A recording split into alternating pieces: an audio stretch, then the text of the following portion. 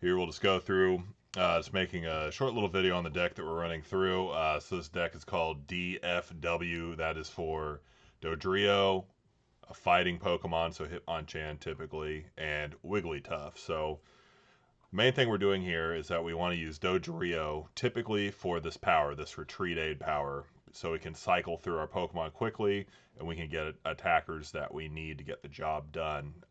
Now, I don't want to underestimate Dodrio either.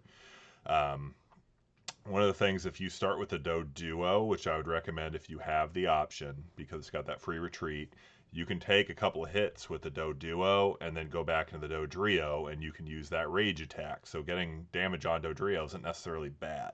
Attack does cost 3, but we have the DCEs that we can go into rage if we need to.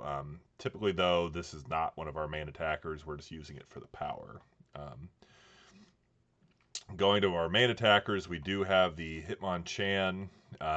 So this is obviously a big basic. It's got 70 HP. It does that 20 damage for a single energy. Sometimes if we have a surplus of energy, we might want to go into that special punch. The only problem here is that we can't power it up with DCE, so you do need 2 fighting energy at least, so typically 3. Its retreat cost is 2. Some people run Machop in here because it is cheaper to retreat. It's not as resilient, and it doesn't have a second attack. So I do like Hitmonchan. Now, there are some Pokemon, of course, that resist fighting, which is a problem, like Scyther and some of the birds. But typically, Hitmonchan is pretty great. Also hits Lickitungs and some other things like Kangaskhan's for weakness. So pretty good attacker. We're also going to pair this up with the Wigglytuff. So Wigglytuff, we're primarily looking for that second attack that do the wave attack. So we want to load up our bench, and we're swinging in for 60 damage if we have a loaded bench. We can also put DCEs on there to speed up the attack, which is what we typically want to do. This is usually our main attacker, but I guess it depends on what we're fighting against. Thing here with the Wigglytuff that's also good is it resists Psychic. Our Hitmonchan is weak to Psychic, so we can cycle between those. There are a lot of Psychic Pokemon that we can kind of exploit using Wigglytuff's resistance, but we also have to be aware of like Hitmonchans and things exploiting our weakness as well. So we typically want to get 2 Dodrios powered up, and then we're switching between Wigglytuffs and Hitmonchans and doing some big damage if we can. Of course, we also have the Doduos and the Jigglypuffs in here. These can do some work as well. Doduo has that free retreat cost. It also resists fighting, so we can use that as well to our advantage in some cases.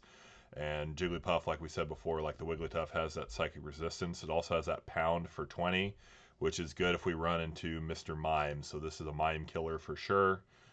We can power it up with 1 DC and swing it for 20 twice and kill a Mr. Mime. Lullaby can also buy us some turns as well. As for our trainers, we do have the 4 Bills, we do have the 4 Oaks.